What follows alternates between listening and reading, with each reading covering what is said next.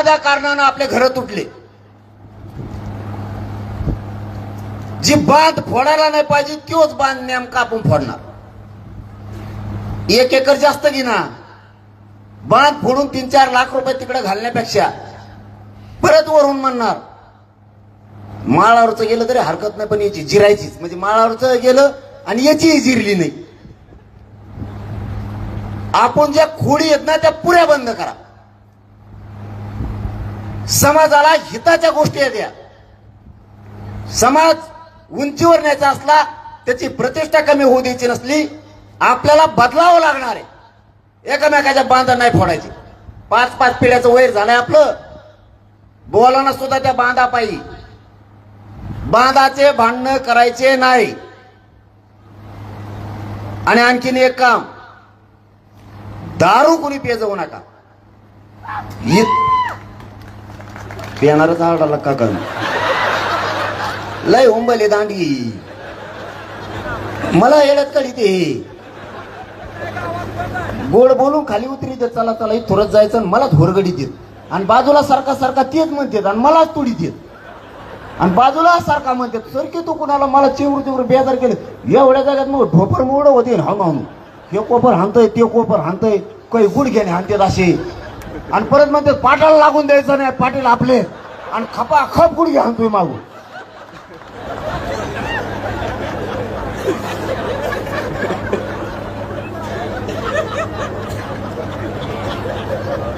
बावनकुळ्या, तुला जर हे गुडघे लागले तर काय होईल. लय चवताळेत मराठी. आता मला गुडघेऊन कळालंय किती चवताळेत. दंडुक जर उचललं तर मोडूच तर सोडीत नाही. आता मला इमानदारी सांगा, खोटं बोलायचं नाही. ते बरोबर नाही, दुसरे विचारवले नाही. एकाने खोटं बोलायचं नाही. मी समाजाला खोटं बोलत नाही, तुम्हाला मायबाप मानलेलं आहे. इथं दारू कोण कोण पितो वर हात करा बरं.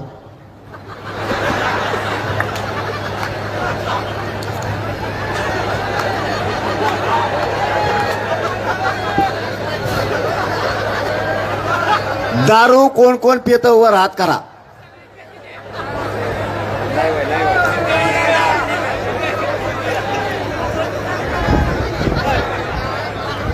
इकडं हात वर नाही झाले याचा अर्थ लय मेंबर दिसते तो इकडं.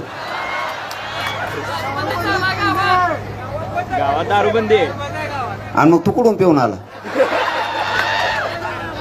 आता बंद करायची. हा प्यायचे नाही बाबा. आता नाही हाणायची इथून पुढं. बंद. नाही टाकीत पाणी पुन्हा त्याच्यात. बंद आजपासून. मावशो एक काम करा गाड्या तुम्ही. हे जर दारू पेले ना, यांच्या भाकरीच बंद करून टाका. मी तुमचा भाऊ म्हणून तुमच्या मागे भाकरी बंद करा यांच्या सगळ्याच्या. तवाई ठेपेली तरी लाजा धरू आपण थोड्या. हे बघा, सोन्यासारखे लेकरं तुमच्या घरी आहेत. ज्यावेळेस बाप घराच्या बाहेर जातो ना, लेकराला माहित नाही संध्याकाळी येताना बाप कसा येणार. पाहुणे रावळे लय नाव ठेवतात, आपल्यावर हसणारे लई आहेत. उगाच व्यसनाच्या आरी जाऊन समाज आणि तुमचं कुटुंब नका बरबाद करू. माझ्या काय बापाची पेत नाही येत तुम्ही. तुमच्याच पासून लोक तुटतेत. इज्जतीचा पंचनामा करू नका. दारू फिरू ह्या गोष्टी बंद करून टाका सगळ्या. आणि आपल्या महाराष्ट्रातल्या आरक्षणातल्या सगळ्या नोंदी आपल्याला मिळवायच्यात. 58 लाख नोंदीचे प्रमाणपत्र घेतल्याशिवाय आता 29 ऑगस्टला माघार घ्यायची नाहीये. आणि त्यांच्या नेमकं तेच डोक्यात आलंय की यांनी पक्का आरक्षण द्यायचं ठरवलंय. म्हणून हे मागचं 4 दिवस जे 4 नोंदी रद्द केल्या ना, त्याचं मूळ कारण ते. जर 58 लाख नोंदीचे प्रमाणपत्र मराठ्यांना दिले तर 2.5 कोटीपेक्षा जास्त मराठा समाज आरक्षणात जातो. आणि एकदा जर मराठा समाज सुधारला तर जगाच्या पाठीवर प्रगत जात म्हणून फक्त मराठ्यांची असणार आहे. यांना 58 लाख नोंदीचे प्रमाणपत्र मिळू द्यायचे नाहीत. याच्यासाठी गैरसमज मराठ्यात पसरला. पण खरंच मी पण नशिबाने, मराठा समाजही नशिबाने, नियती आपल्या मराठा समाजाच्या बाजूने होती म्हणून जमलं. यांनी 4 नोंदी रद्द करून मराठा समाजात गैरसमज पसरला की हे प्रमाणपत्र टिकणार नाहीये, त्या नोंदी टिकणार नाहीये. यांनाच माहित होतं की हेच पक्का आरक्षण आहे. 150-200 वर्षापूर्वीच्या नोंदी आहेत त्या रद्द नाही करू शकत. कारण स्वातंत्र्यपूर्व काळात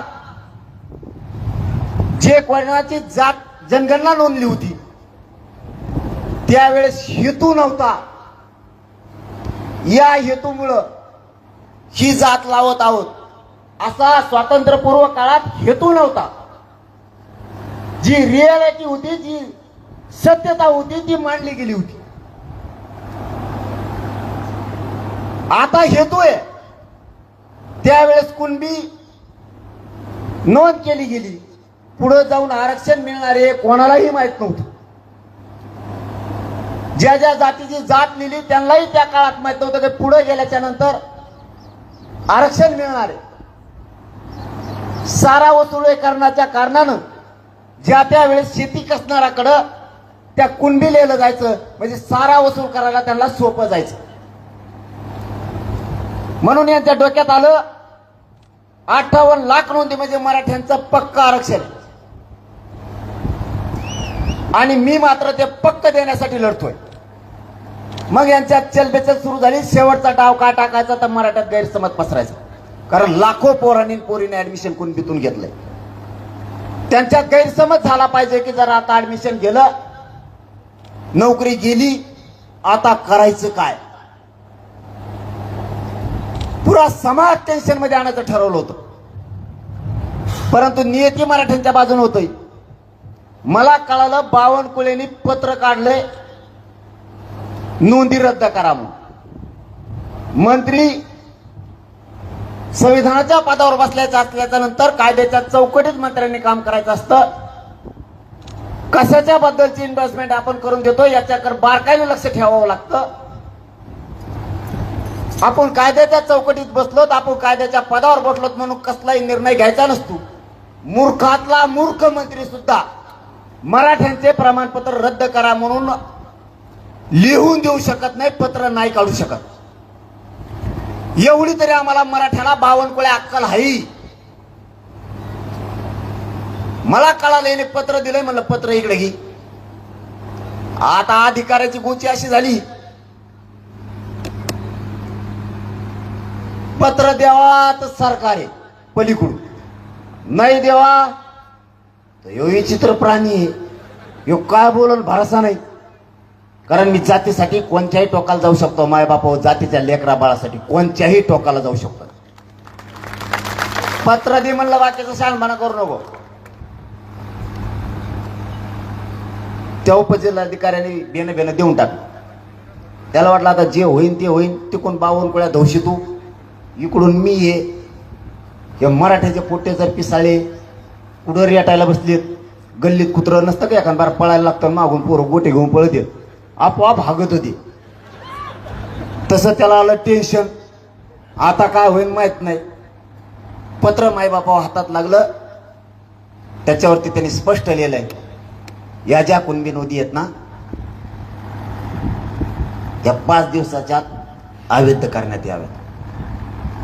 का रे बाबा, माझ्या लेकराचं वाटोळं करायला निघाला तू. काय केलं माझ्या गरीबाच्या लेकरांना. सोन्यासारखे लेकर आमचे, हत्तीच्या काळजाच्या पोरं तुम्ही का रे खचवायला लागलात. तुम्हाला कुणी अधिकार दिला आम्हाला बर्बाद करायचा. इतका जातीवादी बावनकुळे असं कधी वाटलं पण नव्हतं. ते पत्र मी माझ्या समाजासमोर ठेवलं.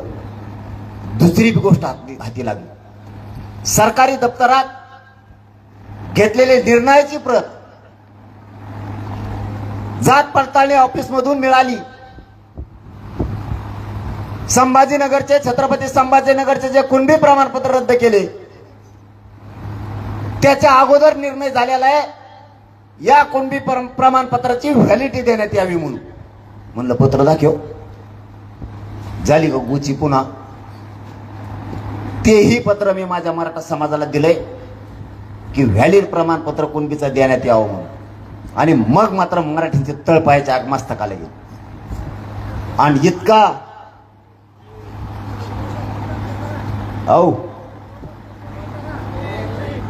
अहो खंडोबा बसून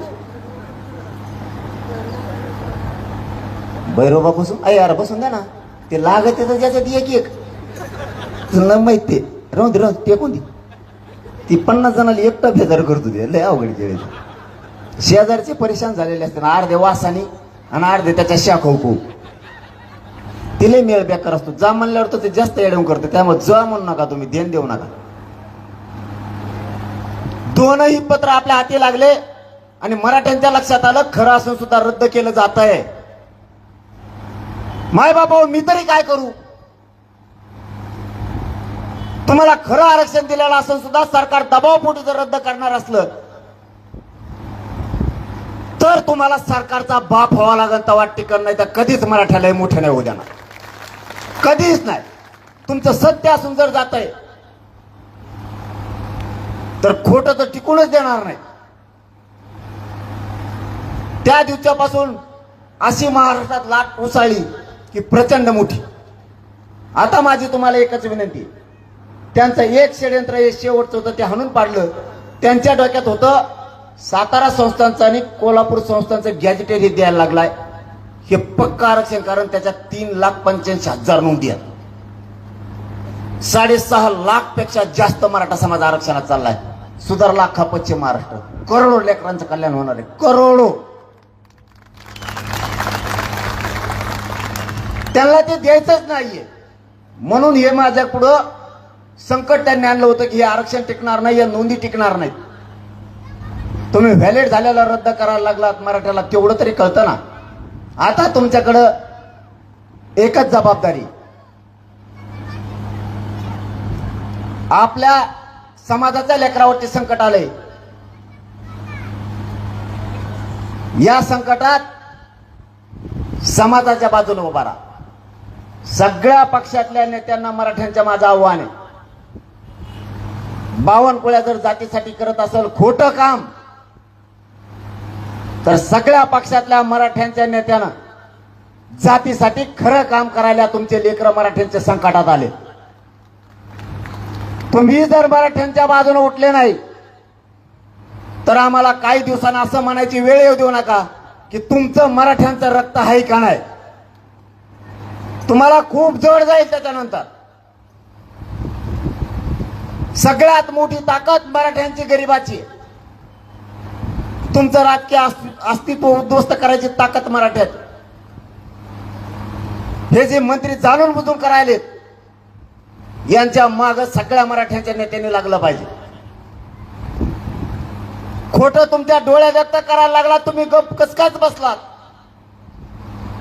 आणि जरी हे गप बसले तरी महाराष्ट्रातल्या मराठ्यांना सांगतो आपल्या लेकराचं आपल्याला वाटोळं होऊ द्यायचं नाही. 29 ऑगस्टला आंदोलन उभा केलंय.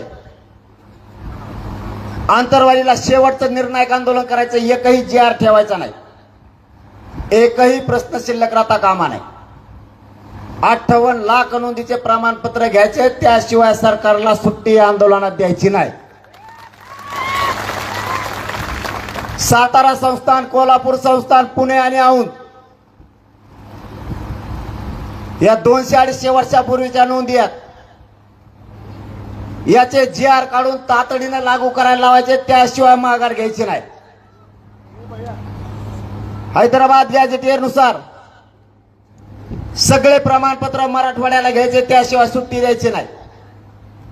महाराष्ट्रातल्या मराठ्यांच्या पोरांवरती ज्या केसेस झाल्या त्या सगळ्या मागे घ्यायला लावायचे. तसे शब्द आहेत त्यांचे आपल्याला. यांनी कळीचा मुद्दा एक काढलाय. मराठ्यांच्या पोरांना उद्योजक करायचं ठरवलं. अण्णासाहेब पाटील विकास महामंडळाच्या माध्यमातून पोरांना फायली द्यायची आणि व्यवसायाकडे वळायचं.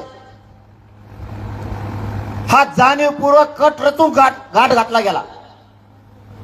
लाखो पोरांनी कर्ज उचललं. आज व्याज परतावेच मराठ्यांच्या पोरांचे येत नाही. त्यांचे शिवील खराब व्हायला लागलेत. नरड्याला फाशी लागली त्यांच्या.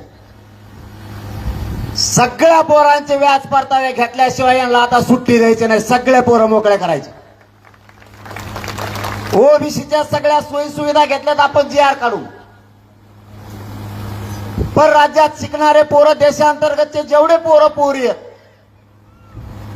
याला वैद्यकीय पासून सगळ्या क्षेत्रातले सोयी आणि सुविधा आणि सवलती देण्याचा निर्णय आपण त्यावेळेस करायला लावला, पण लागू केला नाही. राज्यातल्या सगळ्या पोरांना सुविधा आणि सोयी द्यायच्या ठरवल्या. एकही प्रश्न सारथीपासून ईडब्ल्यूएस पर्यंत ठेवायचा नाही. आपले मराठ्यांचे पोरं आणि पोरी एसीबीसीतून आणि ESBCतून नोकऱ्याला लागले होते. कोणी PSI झालं होतं, DYSP झालं होतं. काहींच्या उपजिल्हाधिकारी म्हणून निवड झाल्या होत्या. या कुठल्याही लेकराला आपल्या घेतलं नाही, आपले अधिकारी झाले असते लेकर. ईडब्ल्यूएस मधून त्या सगळ्या पोरांना बाहेर काढलंय. आपल्याला समाजाच्या बाजून लढायची सवय लावा लागणार आहे. एका जागेवरती बसून समाजासाठी हिताच्या गोष्टी करणं आपल्याला जरुरी झालंय. आपण जर प्रत्येक गोष्ट सहज घेत गेलो तर मराठ्यांचे पोरं आणि पोरी संपायला वेळ लागणार नाही. ईडब्ल्यूएसच्या माध्यमातून जेवढे निवडी झाल्या, समांतर आरक्षणातून जेवढे निवडी झाल्या, हे सगळे काम करून घ्यायचे. आपल्या समाजाच्या अधिकाऱ्याला कधी बढती मिळत नाही, त्याला कधी केंद्रीय कॉलेज मिळत नाहीये. आता मात्र मराठ्यांच्या मागण्या मागे ठेवायच्या नाहीत. सारथी स्थापन केली गेली, त्यातले 1554 अभ्यासक्रमात मराठ्यांना लागू केले नाही. बोलायचं एका भाषात, काम करायचं दुसऱ्या दिशेनं. निवळ आणि निवळ मराठ्यांच्या पोरांची फरफट या सरकारनं जाणून बुजून सुरू केली. या सरकारबद्दल आम्हाला आशा 100% लागली होती. आता मराठ्यांच्या पोराचा, लेकरा बाळाचा घात होणार नाही. पुन्हा हे त्याच रस्त्यावरती आले. आता मराठ्यांपुढे चालू द्यायचं नाही. यांच्या डोक्यातलं हवा पहिली काढायची. यांच्या डोक्यात हवा आहे आम्ही बहुमतात देत, आमचं काही होत नाही. यांना आता दाखवून द्यायचं. कारण यांना शेतकरी कदारलेत, मुसलमान कदारलेत, मायक्रो ओबीसी पण कदारला. यांनी धनगराचं वाटोळं करून टाकलं. 15 वर्षाला आरक्षण देतो म्हणलेत. बंजारा समाजाचा कार्यक्रम केलाय. शेतकऱ्यांचे सुद्धा प्रश्न मार्गी लावले नाहीत. आणि आता मराठ्याला सुरुवात केली. यांना एक गोष्ट मराठी आता आपल्या मराठा समाजाला एक खेटलेतच.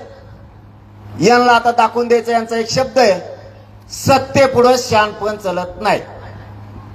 यांना आता दाखवून द्यायचं आणि पुऱ्या जगानं मराठ्यांचा हेवा घेतला पाहिजे की मराठ्यांपुढं सत्तेचा शहाणपण चलत नाही. मुंबई सारखा यांना करायचं. आता दिल्लीला काय आलं रे, तिसरं चुकरून काढिता तुम्ही काहीतरी. मग माया जे बोलायचं होते जातात ध्यानातून. मग मी तिसरं सुरू करतो. एक जण भुसकन म्हणतंय मुंबई, एक जण म्हणतंय दिल्ली. एकदाच मुंबईला नेलं तर माय काय बेजार झाली मग मला माहिती. कोण कोणाच्या गाड्यावर खेळत आहे, कोण झोके बांधित आहेत. त्या अधिकारी यायचं मायापाशी आणि ते म्हणायचं होय एक बोलू का. म्हणलं बोलवा. ते म्हणला ते पोरांनी झोके बांधलेत. म्हणलं झोके. म्हणलं इथं कुठं मुंबई झाडं आहेत बा. ते म्हणला नाही ना, पुलालाच बांधलेत. म्हणलं मग खेळून दे. ते रेल्वेचा एक मोठा अधिकारी आला. कोण कोण होता, लाल जरत होता, चप्पाडून तीन त्याची अशी बसला आणि म्हणला मला बोलायचं. मी घेऊन झोपलो होतो. माया पोटात कस तरी व्हायला लागलो तो पुशानामुळं. ते असं दोन पायावर असं हातावरून पायावर बसलो. माया कानापाशी म्हणतो उलशी बोलू का. हिंदीत शेंगा आणत होतो बरं कधी. म्हणलं हिंदीत बोलणार असला खाली जाय, मराठीत बोलणार असला थांब. मी काय बोललो तुला मेळ लागायचा नाही. पुन्हा लफडं लांबन. त्यो म्हणला रेल्वे स्टेशनवर पोर आहेत आमच्या. मी सेंट्रल गव्हर्नमेंटचा माणूस आहे. राज्याच्या अधिकारात मी नाहीये. मी महाराष्ट्राचा बॉस आहे. खा म्हणा, झोपा म्हणा, आराम करा. पोरांना फक्त एक काम बंद करा. म्हणलं काय. ते म्हणे हे पोट्टे काय करते म्हणे तुमचे, एकामेका शर्टाला धरतात म्हणे अशी आणि लांब लोचक लाईन करतात. आणि त्याच्यामध्ये आमचा एक कर्मचारी घालतात आणि म्हणते रेल्वे पळा डबे. सगळं रेल्वे स्थानक बेजार झालं म्हणून कोणाचंच ऐकत नाहीत ते. 2 म्हातारे दारात बसलेत म्हणले रात झाली ते उठतच नाही. एकदाच मुंबईला गेले, शपथ सांगतो तुम्हाला खोटं बोलत नाही, ते पोलिसाचा गाडा असतो ना तो पळवतो मला पहिल्यांदा माहित झाला त्या चाका होत असतात म्हणून.